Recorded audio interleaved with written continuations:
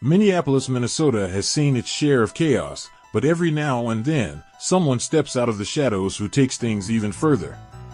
His name was in the streets as he was tied to gangs and guns, and it grew to a level of recklessness that even some of the most hardened criminals were shocked by. This is the story of Baby Chop. Welcome back to MN Crime Tales, your channel for the most shocking, mysterious, and jaw-dropping crimes coming out of Minnesota. If you're new here, hit subscribe, like the video, and drop a comment. We love hearing your opinions on these cases. Now, let's get into the story.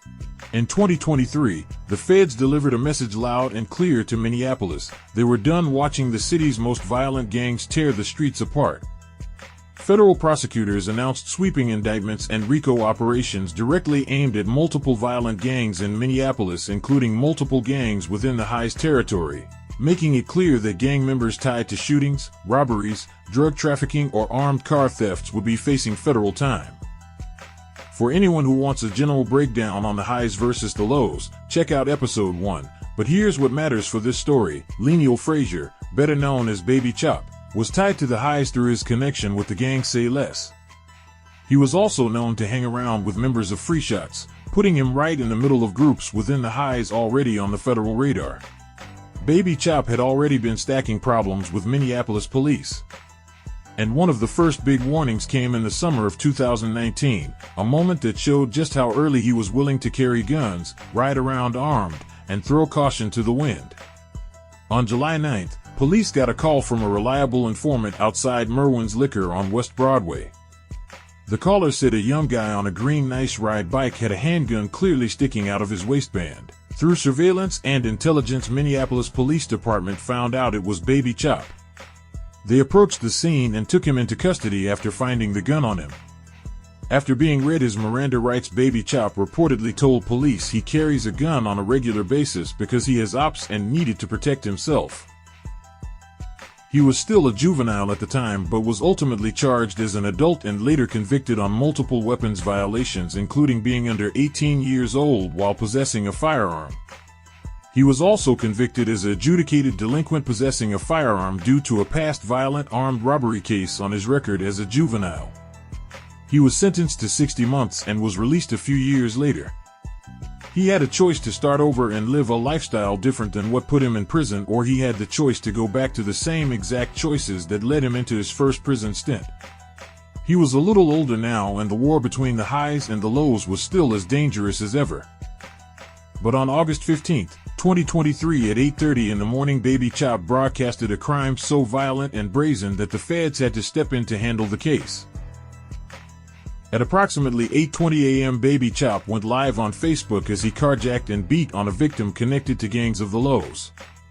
In the video that's too graphic to show you here on YouTube, you could see Baby Chop in a black hoodie on with a black scarf over his face sitting in the back seat of a vehicle.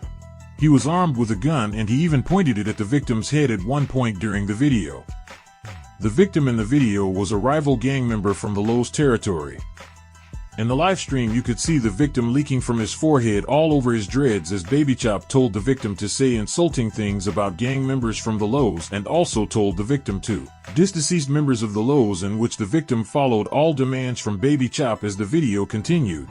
At one point, Baby Chop told the victim to wipe his head. He also told the victim to let the viewers know that the victim was naked, and then Baby Chop angled to camera to show the victim was naked from the waist down. The victim had multiple visible lacerations and appeared to be in fear of his life.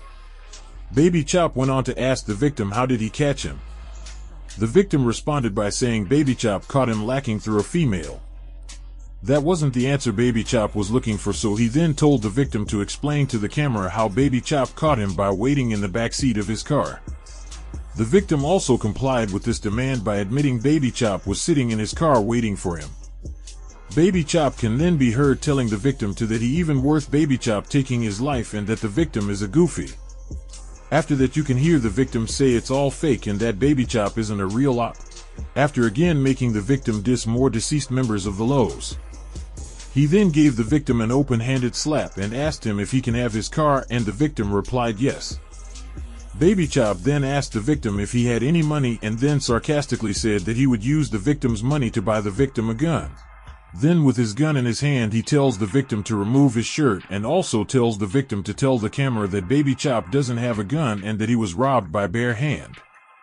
At the 6-minute mark the video suddenly ended. With the video being on Facebook, it was only a matter of time before it made its way to the local authorities. Then at approximately 10:30 a.m. the Minneapolis Police Department received details from a 911 call who stated that a Facebook account by the name of Baby Chop Lijuland on Facebook had posted a disturbing video. The caller also communicated that the people in the video might frequent North Minneapolis and that person in the video with the gun was making insults to certain gangs. The caller also asked to remain anonymous. The teamwork of Minneapolis Police Department and Hennepin County Sheriff's Office were able to identify the Facebook account belonging to Leneal Frazier aka Baby Chop and that the scarf in the Facebook video resembled the scarf he was seen wearing in multiple photos on Facebook. Officers also identified the victim to be associated with members from gangs of the Lowe's territory in Minneapolis. MPD learned that Baby Chop was on felony probation at the time for the prior case we mentioned earlier and that he had an ankle monitoring system that had listed him at an address on Lowry Avenue in North Minneapolis. The MPD swiftly obtained a search warrant and by 4 p.m. it was served at the Lowry Avenue address.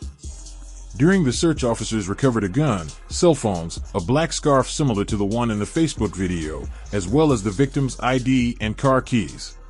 Outside the home, police saw the victim's gray Ford Escape SUV. Baby Chop and a member of his family were present in the home at the time and he was taken into custody. The gun that was found in the home had a high-capacity magazine and the serial number had been made unreadable. Investigators said the weapon resembled the Glock in the Facebook video and was later determined to be a match. While gangs from multiple sides of the gang war were talking in the streets about the carjacking incident, no one had any clue what would happen next in this story as the feds had this brazen crime on their radar. Then on August 17, 2023, literally 2 days after the crime was live-streamed for the world to see, the feds announced they were now handling the case and that they will be bringing charges to Baby Chop. This would shock many as it was clear the feds were sending a message that they were cracking down even harder on gang-related crime in Minneapolis. Then by September of 2023 he had officially been federally charged with kidnapping in aid of racketeering, assault in aid of racketeering, 1 count of carjacking, 1 count of using, carrying, and brandishing a firearm during and in relation to a crime of violence, and 1 count of possession of a firearm as a felon. This brought his street and gang lifestyle to definite halt as he was not just facing charges, but these were now serious federal charges, something he might not have expected. This meant he was facing federal time in federal prison, not state prison time like he had in the past. By November 15, 2023, the feds announced another official RICO sweep of gangs within the High's territory in North Minneapolis. Despite already having his case handled by the feds, Leneal Frazier aka Baby Chop's name was included in the sweep despite already being in custody. One can assume that was to send a message that the feds looked at him as someone that was a direct contributor to the issue of gang violence in Minneapolis. By this time there was so much anxiety in the Minneapolis streets, not only about who might be in the next federal gang sweep in the city, but also how the cases in the current federal sweeps would play out. Then in May of 2025, Baby Chop was sentenced to 12.5 years in federal prison, to be followed by 5 years of supervised release for the convictions of aiding and abetting kidnapping in furtherance of racketeering. Records show that he is currently serving his sentence at the Pollock Federal Prison in Louisiana. Let the story of Baby Chop be one so that whoever hears or watches it can use it as an example of why to stay legit and to just move away from the lifestyle and start over. On a side note, something we found interesting: when we were reviewing the federal paperwork in Baby Chop's federal case, we came across a page that suggests the 2004 murder of Christopher Little was the reason the war between the Lowe's and the Highs started. Some of you might remember earlier this year when Fox 9 broadcasted that same information through their platform. However, if you are a true Northsider even at the civilian level from that specific time and era, then you know that theory isn't true at all, but that will be a future episode. Fox 9 broadcasting that story was actually the reason this platform started, as its important people covering the stories of urban communities are from those communities. For now, do tell us your thoughts on Baby Chop's case in the comments. Also let us know what other stories you would like to see covered. And you already know to like this video, share it and subscribe if you haven't already. Episode 4 is on the way.